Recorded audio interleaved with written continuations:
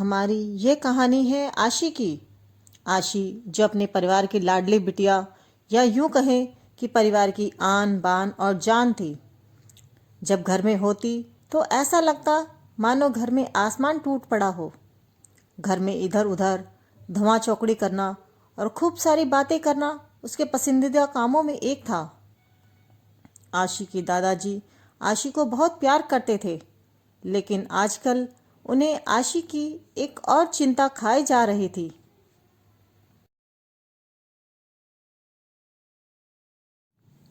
और वो थी आशी की शादी की चिंता।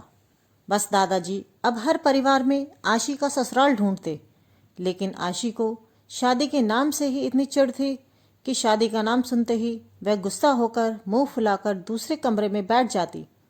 खैर, थोड़ी देर में उसका गुस्सा खुद ब खुद उतर जाता और वो वापस अपनी धमा चौकड़ी में व्यस्त हो जाती। काफी खोजबीन के बाद भी आशी के दादाजी को ऐसा परिवार नजर नहीं आया जहां वे अपनी लाडली बिटिया की शादी कर सकें। इसलिए उन्होंने अपने बचपन के दोस्त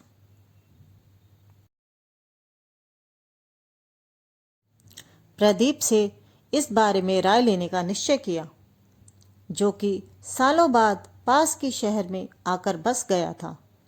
फिर क्या था, वे अपने दोस्त प्रदीप से मिलने मेरठ की ओर निकल पड़े। अगले दिन जब वह मेरठ पहुंचे तो प्रदीप ने स्टेशन पर ही उनके लिए गाड़ी भेज दी थी।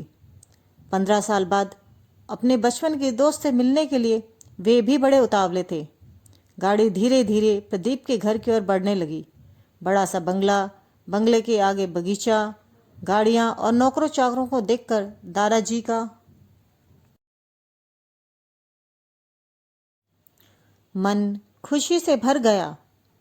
इन 15 सालों में प्रदीप ने कितनी तरक्की कर ली है।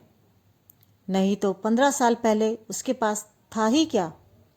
बस यही सब सोचते सोचते आशी के दादाजी अपने दोस्त के बंगले पर पहुंच ही गए।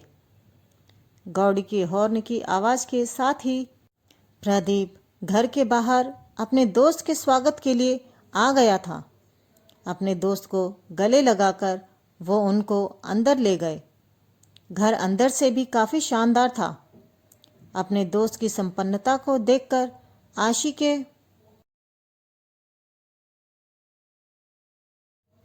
दादाजी भी फूले नहीं समाये। चाय नाश्ते के बाद प्रदीप ने अपने खास दोस्त से आने का कारण पूछा। दादाजी ने पोती की शादी के लिए एक अच्छा सा परिवार ढूंढने की जिम्मेदारी का काम सौंपते हुए बिटिया का फोटो प्रदीप के हाथ में सौंप दिया। प्रदीप को भी अपने बेटे विराट के लिए एक सुयोग्य कन्या की तलाश थी। तीखे नैन नक्श, चेहरे पर तेज और एक ही बार में किसी को भी पसंद आने वाली आशी बिटिया को फोटो में देखकर ही उन्होंने उसको अपने घर की बहू बनाने का फैसला कर लिया। प्रदीप इतना सोच ही रहे थे कि इतने में उनका बेटा विराट आ गया। विराट ने दादाजी के पैर छुए और हालचाल पूछने के बाद ऑफिस की ओर निकल गया। विराट के जाने के बाद प्रदीप ने अपने दोस्त से विराट और आशी के रिश्ते के लिए पेशकश की। आशी के दादाजी को लगा जैसे उनके दोस्त ने उनके मुंह की बात छीन ली हो। बातों ही बातों में कब दिन निकल गया और कब रात हो गई पता ही नहीं चला। खैर, अगले दिन आशी के दादाजी प्रसन्नता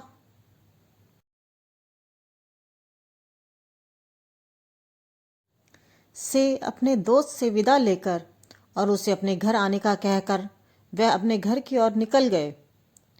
विराट को भी आशी बहुत पसंद आई, लेकिन विराट की माँ उसकी शादी अपने से भी बड़े घर में करना चाहती थी। पर विराट के मनाने पर वह मान गई और तय समय पर विराट और आशी की शादी हो गई। ससुराल में आशी के सास ससुर, विराट के भैया भाभी और आशी की उम्र की एक छोटी ननद थी राशि। अपनी सादगी और सबका अच्छे से ख्याल रखने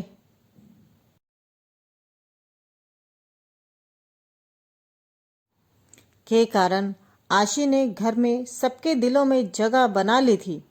लेकिन वह अपने तमाम कोशिशों के बावजूद अपने सासू माँ का प्यार पाने में असफल रही। वह आशी के हर काम में कुछ ना कुछ गलती निकाल ही देती थी।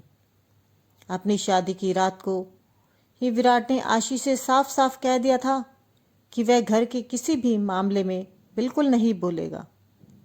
ना तो मैं किसी बात पर माँ से बहस करूंगा और ना ही तुम्हारा साथ दूंगा। तुम्हें अपनी समझदारी से ही काम लेना होगा।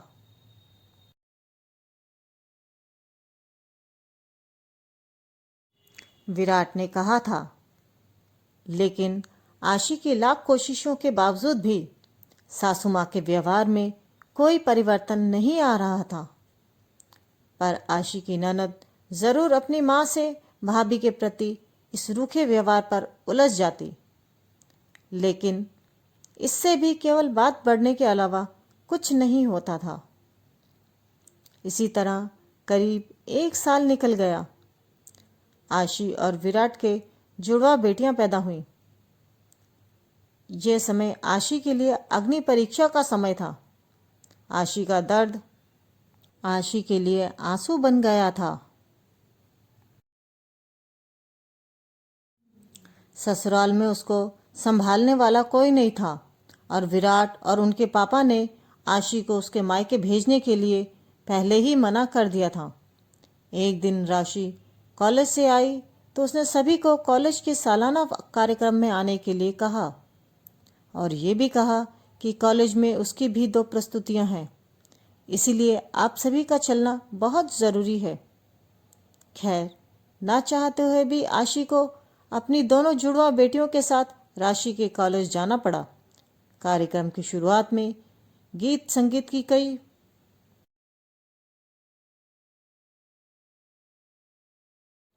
प्रस्तुतियां हुई। उसके बाद मॉडलिंग राउंड शुरू हुआ। दर्शकों ने तालियों के साथ सभी का उत्साहवर्धन किया। मॉडलिंग में राशि ने भी हिस्सा लिया था। आखिरी राउंड में राशि के साथ 4 और लड़कियों को सेलेक्ट किया गया, जहां सभी से जज द्वारा एक एक सवाल पूछकर विजेता घोषित करना था। सवाल जवाब का दौर शुरू हुआ। इसी कड़ी में जज साहिबा ने राशि से एक सवाल पूछा, अगर घर में तुम्हारी माँ और भाभी में से किसी एक का साथ देना हो तो तुम किसका साथ दोगे?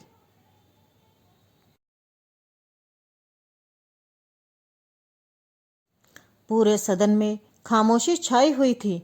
सभी राशि के जवाब की प्रतीक्षा कर रहे थे। तभी राशि ने थोड़ा आगे बढ़कर कहा, अगर भाभी सही हो तो मैं अपनी भाभी का साथ दूंगी। जज साहिबा ने आगे पूछा, क्यों? राशि ने जवाब दिया, क्योंकि मुझे भी कल किसी की भाभी बनना है। जवाब सुनते ही पूरे सदन में तालियां गूंज उठी। सभी राशि की सोच और उसके सटीक जवाब की प्रशंसा कर रहे थे। राशि को विजेता घोषित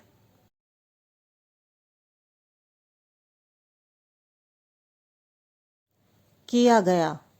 पुरस्कार लेने से पहले राशि ने सभी से कुछ कहने के लिए माइक थामते हुए कहा, हर बेटी अपनी माँ से बहुत प्यार करती है और माँ भी अपनी बेटी के दिल के सबसे करीब होती है। इसी तरह हमारे घर की बहुएं भी तो किसी की बेटियां हैं।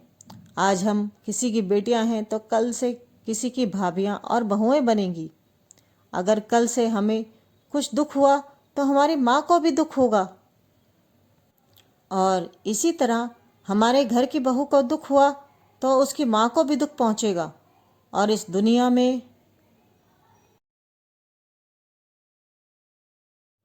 किसी भी इंसान को किसी की भी माँ को दुख पहुंचाने का कोई हक नहीं है। इसलिए हर सास अपनी बहू को अपनी बेटी समझे तो आगे चलकर उनकी बेटी भी खुश रहेगी। राशि के इतना कहते ही पूरा सदन एक बार फिर तालियों की गड़गड़ाहट से गूंज उठा। तालियों की गड़गड़ाहट के बीच ही आशी की सास को भी अपनी गलती का एहसास हुआ और उसने आगे बढ़कर आशी को बड़े प्यार से